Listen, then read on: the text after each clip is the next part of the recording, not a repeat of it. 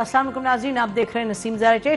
सबसे पहले तो हम नाज़रीन बड़ी सख्त मज़म्मत करना चाहते हैं और खुदा का शुक्र भी अदा करना चाहते हैं। मज़म्मत इस पे कि हमारे कॉलीग अब्सार आलम एक बहुत वेटरन जर्नलिस्ट हैं, एडिटर भी रह चुके हैं, डायरेक्टर न्यूज़ भी रह चुके हैं, फॉर्मर चेयरमैन पेमरा। उन पर कल कातिलाना हमला हुआ इस्लामाबाद में, F11 में वो वॉक कर रहे थे, फिर उनको अस्पताल ले जाया गया। शुक्र है कि वो बच गए और खैरियत से हैं, ही इज़ इम्प्रूविंग। लेकिन ये भी सबको मालूम है कि वो बड़ी तुंद और तेज़ तनकीद करते हैं और उनकी अपनी एक पोजीशन है, उनकी अपनी एक सोच है, और वो तनकीद जो है, क्या वो तनकीद उस कातिलाना हमले की वजह बनी? ये बहुत बड़ा सवाल है। और पाकिस्तान में देखा है हमने, दिन दहाड़े किडनैप हो जाते हैं, गायब हो जाते हैं, फिर आ भी जाते हैं, फिर कहीं ये भी कहा जाता है कि वो चले गए थे नॉर्दर्न एरियाज़, हालांकि उनको इधर बंद किया होता है। ये चीज़ नहीं होनी चाहिए, सख्त तरीके से कंडेम करते हैं और हम इसको वेलकम करते हैं कि हुकूमत के जो मिनिस्टर्स हैं उन्होंने कहा जी हम we will get to the bottom of it. और अब हम दुआ गो हैं कि हर सूरत पर ये जो हुकूमत है ये बताए कि किसने हमला किया इन पर, अब्सार आलम पर। खुदा का शुक्र है कि he is improving out of danger. नाज़रीन चलते हैं, हम हमारे साथ हैं मिनिस्टर फवाद चौधरी साहब, और आपके साथ पहला इंटरव्यू है आपका राउंड 2 एज इंफॉर्मेशन मिनिस्टर। और राउंड 2 में होते ही आते ही, जैसे कहते हैं ना, सर मुंडाते ही ओले पड़े। बड़ा एक मेजर इशू सामने आ गया जिसपे आपके अंदर काबीना में भी काफ़ी इस पे डिबेट वगैरह हुई है। तो फवाद, ये ज़रा हमें आप बताइए प्लीज़ कि इस वक्त पॉलिसी हुकूमत की एग्जैक्टली क्या है? शेख रशीद साहब ने कहा 20 तारीख को कि हम जो लोग हैं इनको हम निकाल देंगे उससे 4th शेड्यूल से। फिर ये भी बात सामने आई कि जो सालसी का किरदार अदा किया राजा बशारत साहब ने, उन्होंने ये यकीन दहानी करवाई है कि जो ATA के तहत प्रोसिक्यूशन होगी जिन लोगों की TLP की, तो उन पे कोर्ट में वो जाएंगे लेकिन हुकूमत ज़्यादा उसको प्रेस नहीं करेगी। फिर ये कहा जा रहा है कि शेख रशीद साहब ने कल ये कहा कि जी आप जाएंगे वहाँ कोर्ट में जाके अपने आप को डिफेंड करें, और अगर जब हम रेफरेंस लेके जाएंगे तो वहाँ पार्टी कलअदम रहती है नहीं। तो कंफ्यूजन है थोड़ी फवाद, थोड़ा सा आप एक्सप्लेन कर दें 1 2 3 4 कि गवर्नमेंट की एग्जैक्टली पॉलिसी क्या है इस वक्त। अच्छा, पहली बात तो यह है कि कोई कंफ्यूजन नहीं है। दूसरी बात यह है कि जो तमाम बातें आपने की हैं ये सोशल मीडिया की अफवाहों पर मबनी जो है वो गुफ्तगू है। नहीं, और कोई उसमें नहीं, ये मैंने वीडियोस जो चले हैं मैंने तो उस पर बात की है। शेख रशीद साहब के वीडियोस हैं, मैं आपको सुना देती हूँ। नहीं, उसकी वजह यह है ना कि जो सब्सटेंस है पहले वो समझें क्या है। पहली बात तो यह है कि शेख रशीद साहब ने कोई ऐसी बात नहीं की है जो उससे मुख्तलिफ हो जो कि मैंने किया। मिसाल के तौर के ऊपर उन्होंने कहा कि हम लोगों को रिलीज कर रहे हैं जो कि MPO के तहत बांध रहे हैं। तो पहले दिन से ही हम ये कह रहे हैं कि वो लोग जो मेंटेनेंस ऑफ पब्लिक ऑर्डर के तहत बंद हुए हैं उनको रिलीज किया जा रहा है। सो आज 598 लोग जो हैं उनको रिलीज कर दिया गया है। 272 के करीब लोग हैं जिनके ऊपर FIRs हैं, और उनके ऊपर FIR जो हैं वो कत्ल की भी हैं, उनके ऊपर पुलिस पर तशद्दुद की FIRs हैं। उन लोगों को रिहा नहीं किया जा रहा। राजा बशारत साहब का जो आपने दिया कि वो जाके अदालतों में डिफेंड करें, प्रोसिक्यूशन के ऊपर गवर्नमेंट का कोई होल्ड है ही नहीं है। अब एक इंडिपेंडेंट प्रोसिक्यूशन डिपार्टमेंट है जो कि प्रोसिक्यूशंस करता है। अदालतों के ऊपर कोई होल्ड हुकूमत का है नहीं, ये आपको पता है। सो जिन लोगों के खिलाफ FIRs हुई हैं, जिन लोगों ने वहां पे जाना है और अपने केसेस को डिफेंड करना है, वो तो वो ज़ाहिर है लीगली अपने केसेस को डिफेंड करेंगे, उसमें वी कांट डू मच। ठीक है। अच्छा, जो तो आप कह रहे हैं कि जो 730 लोग पकड़े गए थे जिनको हिरासत में लिया था, उसमें से कोई तकरीबन 530 आपको लगा कि वो बिल्कुल उनके खिलाफ कोई FIR नहीं है और उनको आपने रिहा कर दिया। तो बहुत बड़ा नंबर है जो यकदम रिहा हुआ। इसलिए कि जो टोटल गिरफ्तार थे वो 4000 के करीब, तो आप अंदाजा लगा सकते हैं कि 4000 से अगर 568 के करीब लोग जो है वो रिहा हुए हैं तो फिर ये बड़ा नंबर है, ये छोटा नंबर। अच्छा, अब ये बताएं कि जो पार्टी है ये कल अदम है और आप रेफरेंस आपको लेके जाना है अकॉर्डिंग टू जो इलेक्शन का लॉ है कि रूल्स के आप ले जाएंगे रेफरेंस सुप्रीम कोर्ट में ये कहने के जी ये पार्टी को कल अदम करार दें ताकि ये अपनी सियासत खत्म करे, सियासी पार्टी होना सीज करे, तो आप रेफरेंस कब ले जा रहे हैं? ये उससे पहले एक 30 दिन का मौका कि वो रिव्यू फाइल करना चाहें अगर, तो वो एक रिव्यू कमेटी के पास अब बिफोर द गवर्नमेंट जो है वो रिव्यू फाइल करेंगे। ये एक लीगल रेमेडी है जो कि कालेदम जमातों को हासिल है और यही रेमेडी जो है वो ये कालेदम तरीके लब्बैक को भी हासिल है। So if they would like to avail that remedy और हुकूमत को दरखास्त देना चाहें और कहें कि हम कानून और आइन के मुताबिक हैं और उसके बाद अपने एविडेंस दें और अपनी इंटेंशन दें, वो उनके पास एक लीगल रेमेडी है जो वो ज़ाहिर अवेल करना चाहेंगे। अदरवाइज 30 दिन के बाद और जो डिसोल्यूशन है वो फिर सुप्रीम कोर्ट की तरफ जाएगी जाए। और जो साद रिजवी साहब हैं वो इस वक्त हिरासत में हैं या वो इस वक्त बाहर हैं? उनके खिलाफ साहब इस वक्त जेल में हैं। उन पर भी एफआईआर, उनके ऊपर एफआईआर हैं, 3 एफआईआर हैं, उसमें टेररिज्म की एफआईआर भी शामिल है। वो जाहिर है कि उन्हें हुकूमत रिहा नहीं कर सकती है, उन्हें जाहिर है कि जो अदालत है वहां पे वो जाएं और अपनी बेल कराएं अगर अदालत मानती है। अच्छा, अब ये बताएं कि ये एक जो ब्रॉडर सवाल है वो ये है कि और ये बहुत मर्तबा पहले भी हुआ लेकिन आप ज़रा एक्सप्लेन कर दें नाजरीन को कि जो एक अग्रीमेंट हुआ था नवंबर 14 को, तो यकीनन पिछले 2 महीने में हुकूमत ने बातचीत इनके साथ की, तो फवाद क्या हुआ कि ये इतना डिले हुआ? हुकूमत ने अल्टीमेटली वही किया जो उन्होंने अपनी एग्रीमेंट में कहा था नवंबर 14 की, इतना डिले हुआ? आप क्या कहते हैं कि इसमें कोताही हुई, कुछ गलती हुई? नहीं, एक्चुअली एग्रीमेंट मुख्तलिफ है और जो इस वक्त जो मुज़ाकरात के बाद ये मामला हुआ वो भी इसलिए हुआ कि पार्लियामान के अंदर तो देखिए प्राइवेट मेंबर किसी को तो वैसे भी हुकूमत नहीं रोक सकती कोई रेजोल्यूशन लाने से। अगर कोई प्राइवेट मेंबर जो है वो कोई रेजोल्यूशन ले आएगा तो उसको हम तो नहीं ब्लॉक कर सकते। पार्लियामेंटेरियंस का हक है, वो जो रेजोल्यूशन लाना चाहेंगे वो लाएंगे। जो लैंग्वेज इस वक्त रेजोल्यूशन की थी जिसके ऊपर वो इंसिस्ट कर रहे थे वो थी कि आप फौरी तौर के ऊपर जो हैं हमारे एम्बेसडर जो फ्रांस के, उनको एक्सपेल कर दिया जाए।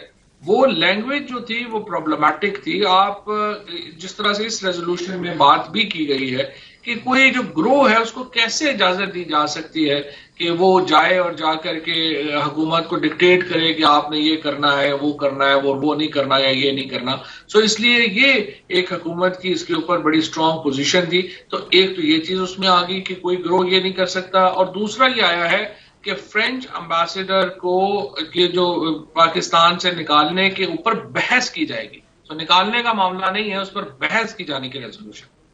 अच्छा, तो फ्रेंच एम्बेसडर से और ईयू के एम्बेसडर से कोई हुकूमत ने कम्युनिकेट किया उनको एक्सप्लेन करने के लिए? यकीनी तौर के ऊपर फॉरेन ऑफिस से वो इन टच है। फॉरेन ऑफिस जो है वो इस तरह की ब्रीफिंग्स जो है जाहिर है कि वो उनको दे रहा है और उसके ऊपर वो जो हमारी वजारत खारजा है वो इस सिलसिले में मुतहरिक है। अच्छा, ये बताएं कि अगर प्राइम मिनिस्टर ने भी बड़ी क्लियरली कहा कि ये नुकसानात हैं उनको निकालने के, और ये आप लोगों ने भी कहा और शेख रशीद ने भी कहा, सब ने ये कहा कि जी कोई डिक्टेट नहीं कर सकता फॉरेन पॉलिसी की डिसीजंस। तो और आप प्राइवेट मेंबर बिल कह रहे हैं, यकीनन प्राइवेट मेंबर्स बिल है, लेकिन सबको मालूम है किसके कहने पे ये बात हो रही है। और कल आपके मिनिस्टर जो हैं लॉ, ये रिलीजियस अफेयर्स मिनिस्टर, उन्होंने पार्लियामान में खड़े होकर कहा कि ये जो रेजोल्यूशन है ये हमने उनके साथ डिस्कस की है टीएलपी के साथ, तो इसलिए हम उसमें तब्दीली नहीं ला सकते। वो तो और बात है कि असद उमर साहब ने राइटली कहा कि नहीं इसको डिस्कस करते हैं ऑपोजिशन के साथ। द पॉइंट इज कि अगर एक कल अदम जमात फवाद कर रही है डिमांड, तो वो डिमांड जिस भी सूरत में आई वो पार्लियामान में तो आ गई। तो और जब प्राइम मिनिस्टर बड़े क्लियर हैं इस पे कि ये बात सही नहीं है, आप लोग भी क्लियर हैं, आपके काबीना में आप भी बड़े बोले, ये शफकत महमूद साहब भी बोले, डॉक्टर मजारी भी बोले, I mean there is a lot of clarity there. तो फिर थोड़ा सा एक्सप्लेन करें कि फिर लेके आने का मकसद क्या था टू द पार्लियामेंट? लेके आने का मकसद ये है कि लोगों की जानें बच जाएं, जिंदगियां जो है वो अहम है। रियासत जो है उसका किरदार असूली तौर के ऊपर तो वही है जो आप कह रही हैं, इतनी स्ट्रांग होना चाहिए, रिट होनी चाहिए कि किसी की जरूरत ना हो कि वो इस तरह की जो है वो कर सके। बट पाकिस्तान की कुछ ग्राउंड रियलिटीज है, हम उन ग्राउंड रियलिटी से हटकर तो नहीं एक अपनी 1.5 इंच के लगा मस्जिद बना लें या एक यूटोपिया में तो हम नहीं रह रहे ना। हम और आप जो है हमारे सामने है जो हालात है, और हमने बड़ी मेहनत से, ये तो एक हमारी जो फसलें हैं, ये जो फसल अब हम काट रहे हैं, ये तो आपको मतलब पता है अशरों की लगाई हुई फसल है, कोई एक रात की तो बात। बेशक। तो अब उसको काटने में जब अंधेरे सर पे हैं तो वो उसको काटने के लिए आपको फिर इस तरह की जो कुर्बानियां हैं वो तो देनी पड़ेगी। बहुत अच्छी बात की फवाद, बहुत आपने सही बात की और आपकी ये पोजीशन रही है थ्रू आउट। मुझे ये बताएं कि बिल्कुल सही आपने कहा है कि जाने बचानी थी।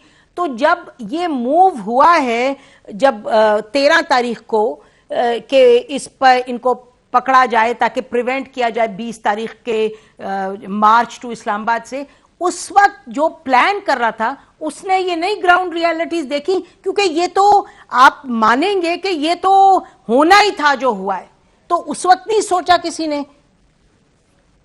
नहीं, तो उसे सोचने की वजह से ही तो जानी नुकसान बड़ा कम हुआ है ना।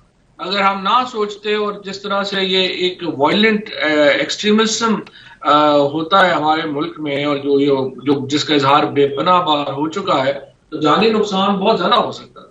बट आप देखिए कि इसको जिस तरीके से कंट्रोल किया गया है, जिस तरीके से इस बयानी को, इस नैरेटिव को डील किया गया है, मैं समझता हूँ कि जो इमरान खान की हुकूमत है उसको 10 आउट ऑफ 10 मार्क्स देने चाहिए, जिस तरीके से हमने हिस्टोरिक क्राइसिस को डील किया है। बहुत ही मुश्किल मामला जी।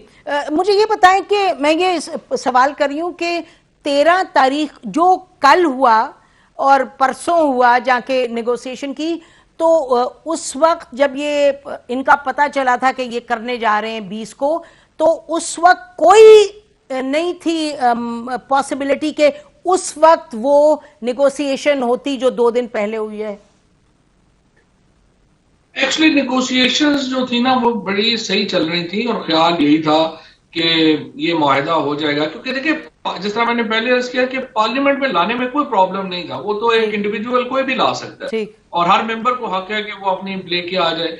वो प्रॉब्लम ये हो गई कि जब नेगोशिएशंस के दरमियान में इंटेलिजेंस एजेंसीज ने रिपोर्ट किया कि उन्होंने अपने लोगों को इस्लामाबाद पहुंचने का कह दिया, तो अगर वो लीडरशिप को अलाउ कर दिया जाता और वो सारे 15-20 हजार लोग इस्लामाबाद आ जाते, तो यहाँ पर फिर डिप्लोमेटिक एनक्लेव वगैरह में आपको अंदाजा है कि उसके बड़े एक इंटरनेशनल कॉन्सिक्वेंसेज हैं।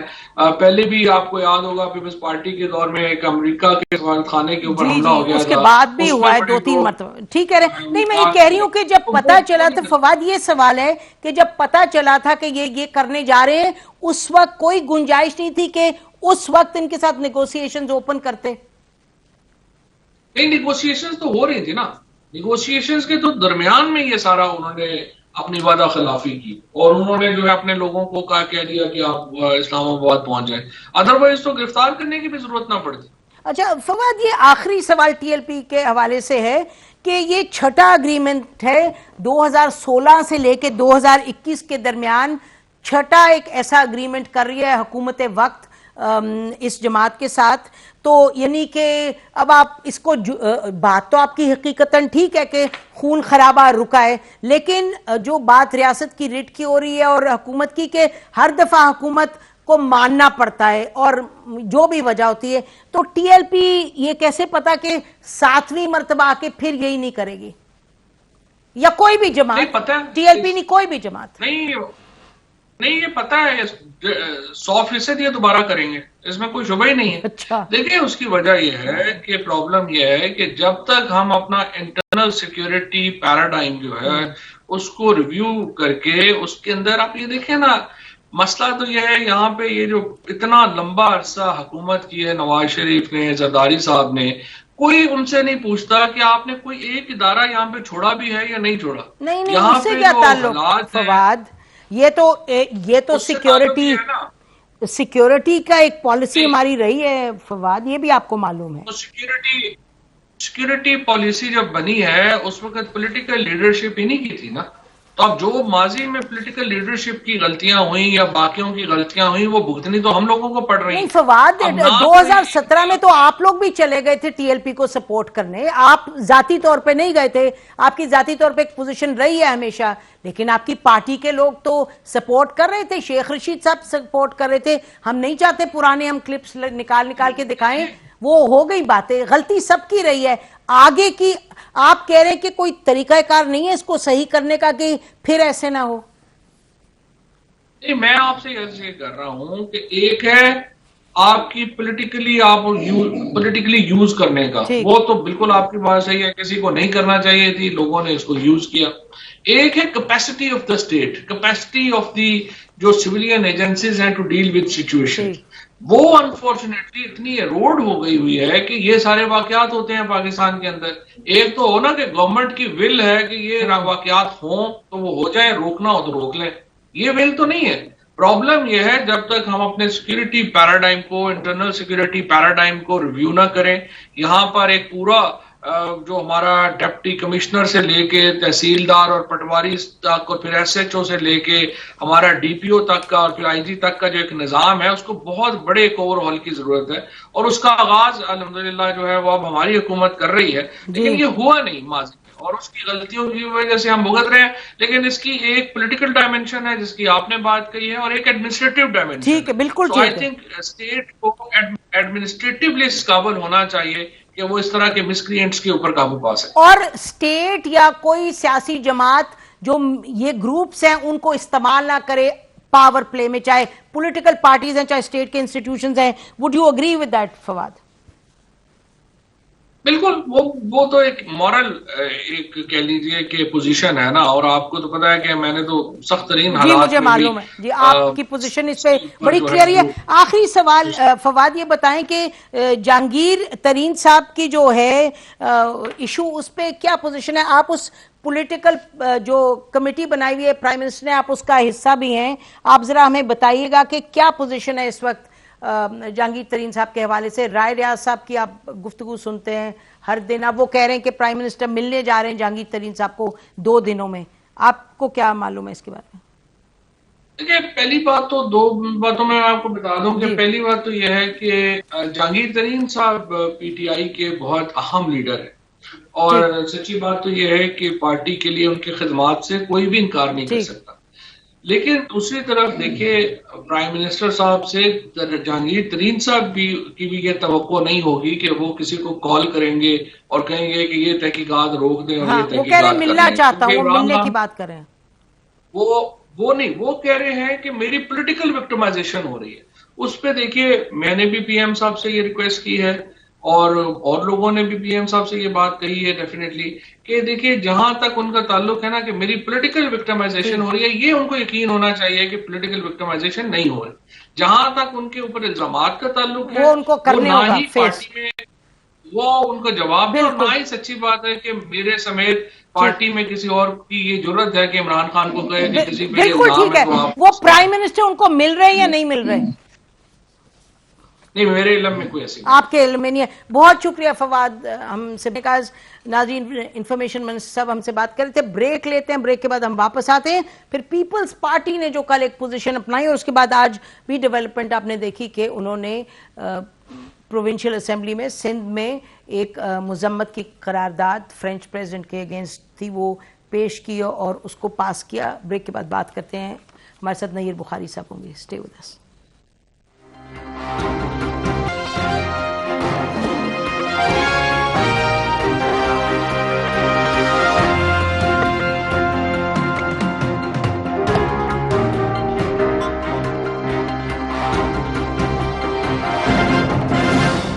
वेलकम बैक नाज़रीन। हमारे साथ इस वक्त जनरल सेक्रेटरी हैं पाकिस्तान पीपल्स पार्टी के सैयद नैयर हुसैन बुखारी साहब, फॉर्मर चेयरमैन हैं सेनेट के भी। बुखारी साहब, बहुत शुक्रिया आपने हमें ज्वाइन किया। पहले तो ये बताइएगा कि कल जो मामलात हुए, बहुत से सवाल उठे। बिलावल साहब के हमने सुनी है ज़रूर, बिलावल भुट्टो की हमने ट्वीट ज़रूर देखी, उन्होंने बड़ी क्लियरली कहा जी आपने खुद किया हुआ आपका मामला है, अब आप इसको खुद हैंडल करें। लेकिन फिर भी बात तो बनती थी कि आप लोग जाएं, अपना मौक़िफ़ पार्लियामान में पेश करें, जैसे कि आप कहते हैं प्राइम मिनिस्टर को अपना मौक़िफ़ पार्लियामान में पेश करना चाहिए। शुक्रिया। बिलाशुबा ये जो इशू है नामूस रिसालत का, और इस पे तो सारी दुनिया के मुसलमान वो अकीदत भी रखते हैं, और बिलखुसूस पाकिस्तान में तो अकीदतमंदों का शुमार ही नहीं है, चाहे वो किसी जमात में भी हों। और मैं समझता हूँ कि नामूस रिसालत पे जो सबसे पहला बड़ा कदम उठाया था वो कायद शहीद जुल्फ़िकार अली भुट्टो ने उठाया था, जब 1973 के कॉन्स्टिट्यूशन में वो अमेंडमेंट लेके आए थे। कौन सी अमेंडमेंट लाए थे जी? कौन सी अमेंडमेंट की बात कर रहे हैं? वो अमेंडमेंट जहां पे कादियानियों को गैर मुस्लिम करार दिया गया था। जी जी, तो फिर तो बात बनती थी कि आप लोग कल आए पार्लियामेंट में। सवाल आपसे ये कर रही हूँ बुखारी साहब कि आप कल क्यों नहीं आए पार्लियामेंट में? मैं अब अर्ज करता हूँ ना कि आपने उस सवाल को दोबारा रिपीट किया। गुजारिश ये है कि जो नेशनल असेंबली के जो स्पीकर हैं उनका कंडक्ट देखें, और आपने बाय सरप्राइज सेशन को तलब किया। जब पहले इस इशू पे गुफ्तगू हो रही थी परसों, तो आपने अब्रप्टली सेशन को एडजर्न कर दिया 2 दिन के वक्फे के लिए। और आपको पता है कि MNAs हो फिर अपनी नेटिव कॉन्स्टिट्यूंसीज में चले जाते हैं। ठीक। और फिर इन्होंने अब्रप्टली इजलास कल के लिए तलब कर लिया विदाउट इंटीमेटिंग। पार्लियामेंट्री लीडर्स को ऑन बोर्ड पे नहीं लिया।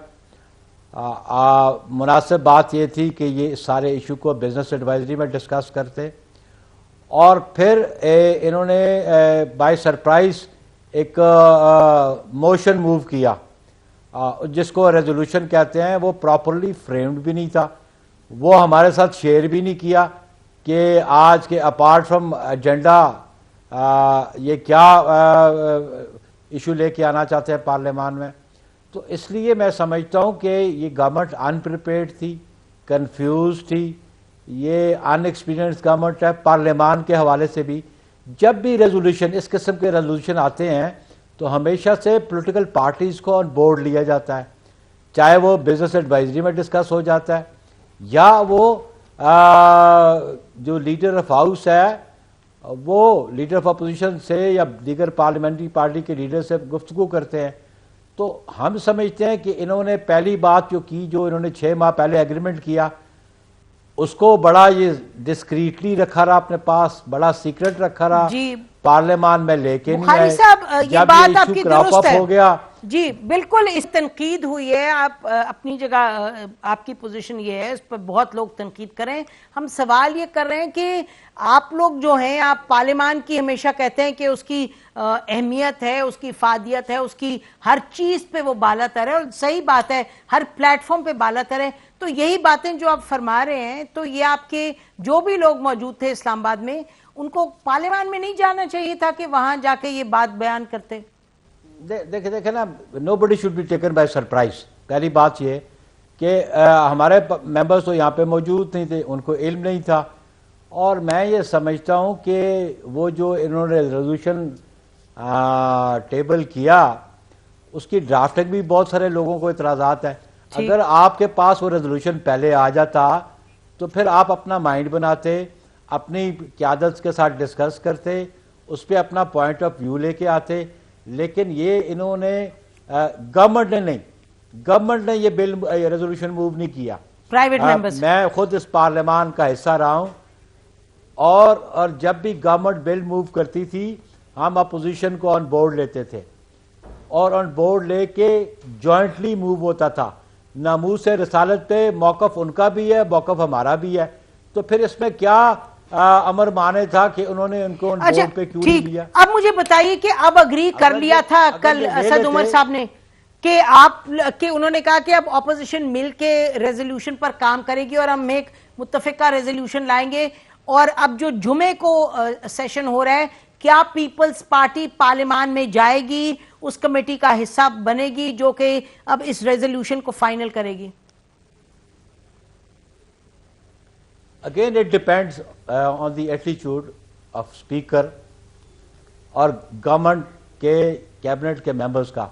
हमारे पार्लिमानी जो लीडर हैं वहाँ पे मौजूद हैं, ये उनसे रजू करें, उनसे रेजोल्यूशन शेयर करें, उसमें कुछ उसमें से कुछ डिलीट करना है या ऐड करना है, ये उनसे डिस्कस करें। नामूस रिसालत पे कोई दूसरी राय नहीं हो सकती, लेकिन इनको तरीका नहीं आता। ये देखें, इन्होंने खुद ये इशू इनकी कम अकली से रेज हुआ। जी बुखारी साहब, इनकी जो मसला है, बुखारी साहब, इन मसला सबको आया है, सबने इस पे बड़ी बात की है। मैं चाह रही थी थोड़ा सा आप फरमा दीजिएगा कि आगे क्या करना है। तो अभी आप कह रहे हैं कि अगर ये हुकूमत के लोग कांटेक्ट करेंगे मिनिस्टर्स आपके पार्लिमानी लीडर को, तो फिर आप इसमें शामिल होंगे, ये कमेटी जो बनेगी इसमें?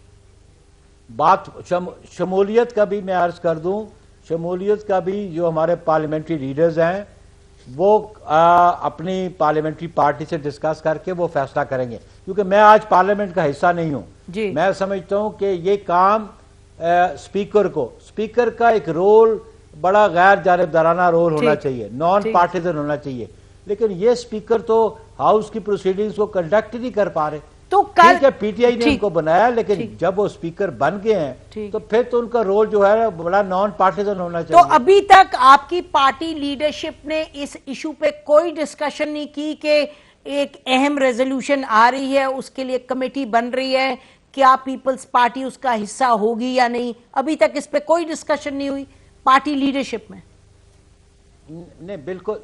देखें जी, हम तो उस वक्त फैसला करेंगे जो ये रेजोल्यूशन है, ये जो बना रहे हैं, जो असद उमर ने कहा है, वो हमारी क़यादत के साथ शेयर करें। ठीक। और फिर आप ये देखें कि इतने इनकम्पिटेंट मिनिस्टर्स हैं इनकी कैबिनेट, और जो स्टेटमेंट इनके प्राइम मिनिस्टर ने परसों दी, और फिर उस स्टेटमेंट को देख लें, इस रेजोल्यूशन को देख लें, उनमें कंपैटिबिलिटी है जी। ये रेजोल्यूशन तो बन के आई है, उन्होंने कहा था कमिटमेंट जी। ये तो टीएलपी के साथ जब बैठे हैं तो उन्होंने कहा कि जी लफ्ज ब लफ्ज वो है। आपको मालूम है इनके जो रिलीजियस अफेयर्स मिनिस्टर्स हैं उन्होंने तो असेंबली में कह दिया कि ये वही अल्फाज हैं जो वहां तय हुए। अच्छा, again there is another point. जी जी जी, there is another point Zara. Point is this कि इन्होंने कमिटमेंट की कि फ्रेंच एम्बेसडर को हम निकालेंगे। ठीक, नहीं कि पार्लियामान में जाएंगे। इन्होंने किया 6 माह पहले, इन्होंने कहा पार्लियामान में जाएंगे। नहीं, मेरी यार सुन लेना, एक है एग्जीक्यूटिव ऑर्डर, एक है पार्लियामेंट का कंडक्ट। ठीक,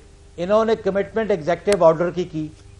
एग्जीक्यूटिव चीफ एग्जीक्यूटिव कौन है, उसकी कैबिनेट कौन है? उसमें अग्रीमेंट में लिखा है मामले को पार्लियामान में ले जाएंगे सर, उसमें भी लिखा है मामले को पार्लियामान में। लेकिन नो मामले नहीं, उसमें यह लिखा है कि फ्रेंच एम्बेसडर को वापस करेंगे और पार्लियामान में लेकर जाएंगे इशू को। तो आपको क्या जरूरत थी? आपने स्टेक होल्डर से बात नहीं की, आपने फॉरेन ऑफिस को जी वो उसमें बड़ी तनकीद हुई है। आखिरी सवाल बुखारी साहब, आखिरी सवाल ये फरमाइएगा कि जो पार्लियामान में कल हुआ और जो former prime minister Shahid Khaqan Abbasi sahab ने, जो कि बहुत ही संजीदा, one of the most decent politicians Pakistan की पॉलिटिक्स में, जो उन्होंने गुस्से में बातें कही स्पीकर साहब को, आप क्या समझते हैं कि इस पर क्या होना चाहिए?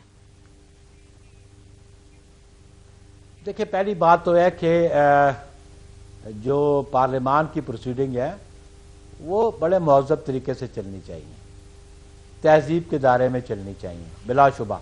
लेकिन इस सारे अमल में बेसिक रोल या किसका है? वो है स्पीकर का। अगर स्पीकर अपने कंडक्ट से पार्टीजन शो हों, वो तो फिर जायज है इस तरह की बात करना जैसे शाहिद खाकान अब्बासी साहब ने की है। और फिर मैं समझता हूं कि जब स्पीकर पार्टीजन हो जाएगा तो फिर उसको अपनी इज्जत के बारे में खुद सोचना चाहिए कि वो कैसे इज्जत करवाएगा पार्लियामान में। ठीक है, बहुत शुक्रिया नैयर हुसैन बुखारी साहब कहने का। नाज़रीन, ब्रेक लेते हैं, ब्रेक के बाद हम वापस आएंगे और हम बात करेंगे उस चीज की जिसके बारे में देखिएगा आज क्या कहा मिनिस्टर ऑफ प्लानिंग ने और जो एनसीयूसी को हेड करते हैं असद उमर साहब।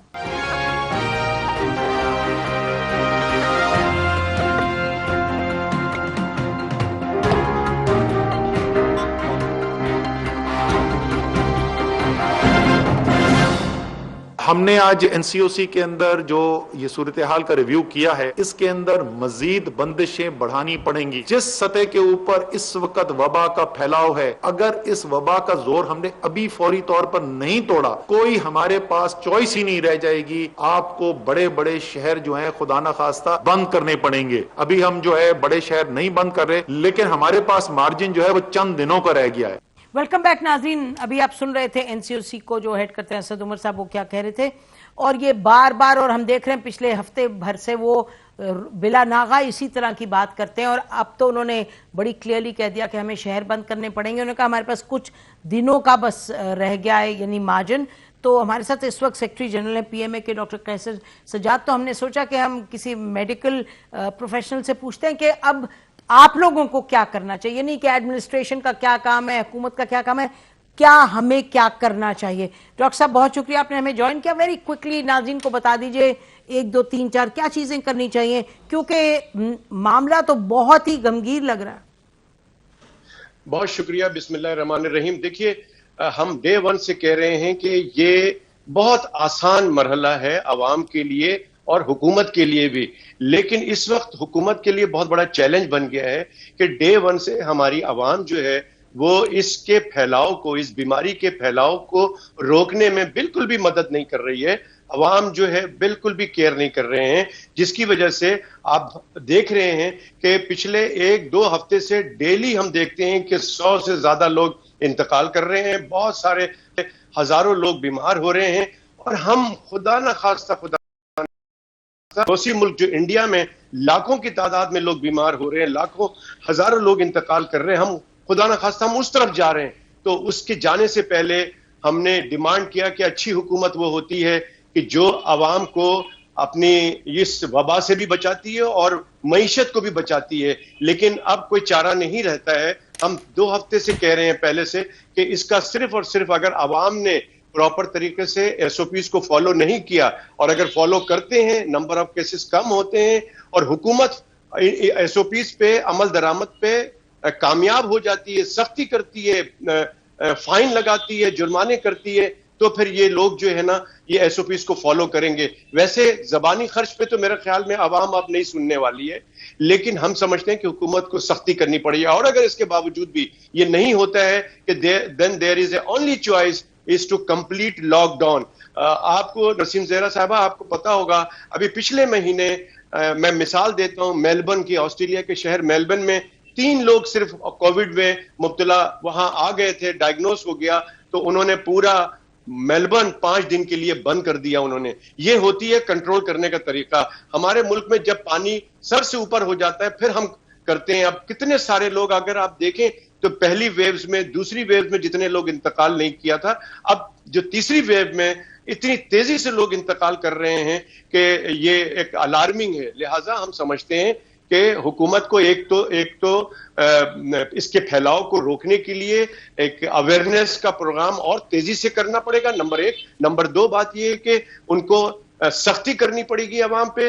नंबर 3 बात यह कि वैक्सीनेशन का अमल बहुत तेजी से करना पड़ेगा। जितनी जल्दी हम वैक्सीनेट करेंगे अपने लोगों को, उतनी जल्दी हम अपने मुल्क से कोरोना का खात्मा कर सकेंगे। अदरवाइज फिर अल्लाह ना करे, मैं पहले कहता रहता हूं कि हमारी जबान जो है वो सुनी ना जाए, अल्लाह ताला इसको नफी कर दे कि हमारी फिर वही पोलियो वाली सिचुएशन ना बन जाए कि दुनिया से पोलियो का खात्मा हो गया लेकिन हमारे मुल्क से नहीं खात्मा हुआ, और हमारे कोरोना का भी यही हाल ना हो कि दुनिया से कोरोना का खात्मा हो जाए और हमारे लोग, हमारी आवाम कोरोना का सर्टिफिकेट लेके दूसरे मुल्क में 14 दिन की क्वारंटाइन करें, फिर अपना काम करें। तो अल्लाह ना करे कि ये काम हो। हम दरखास्त करते हैं आखिर में आपके तवज्जुह से, तमाम आवाम से, कि खुदारा एसओपीज को फॉलो करें। ये जो मास्क है, मैं डे 1 से कह रहा हूं, पिछले साल से मैं चीख रहा हूं कि ये आपका मास्क है, ये मास्क है। अपने लोगों से फासले से मिलें, अफ्तार, डिनर, ये इस तरह की चीजें खत्म करें, लोगों से मिलना छोड़ दें,